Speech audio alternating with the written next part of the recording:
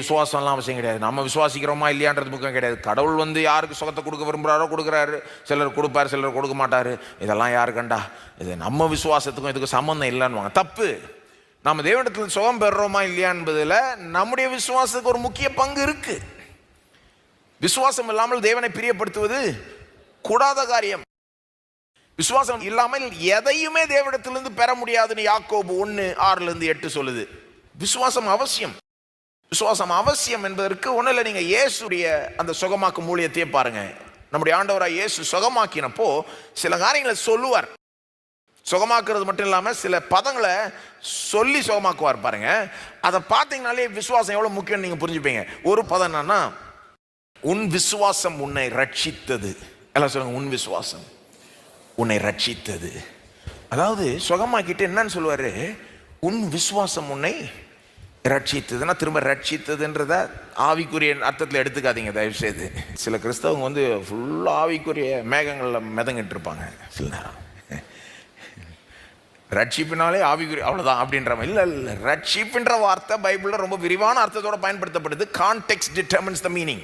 இந்த கான்டெக்ஸ்ட் எல்லாம் உன்னுடைய விசுவாசம் உன்னை ரட்சித்ததுன்னா உன்னுடைய விசுவாசம் உனக்கு சுகத்தை கொண்டு வந்தது, உன்னுடைய விசுவாசம் உன்னை சுகமாக்குச்சுன்றார். ஆனால் அதில் வாசிக்கிறப்பெல்லாம் எனக்கு என்ன ஆச்சரியம்னா, ஆக்சுவலாக இயேசுடைய வல்லமை தானே அவங்கள சுகமாக்குச்சு.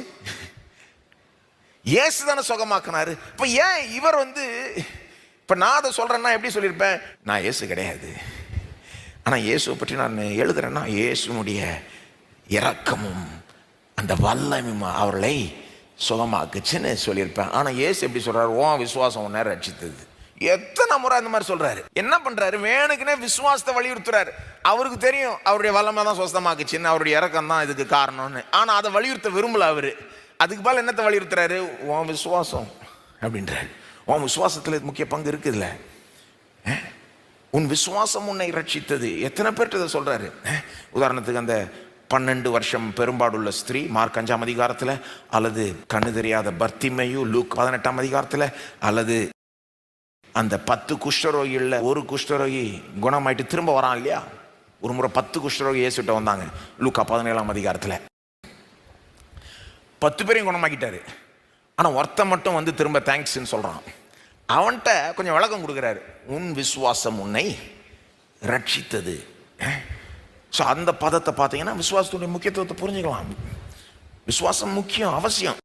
இன்னொரு பதத்தையும் பயன்படுத்துறார் இயேசு, உன் விசுவாசத்தின்படியே உனக்கு ஆக கடவுது. எல்லாம் சொல்லுங்க, உன் விசுவாசத்தின்படியே உனக்கு ஆக கடவுது.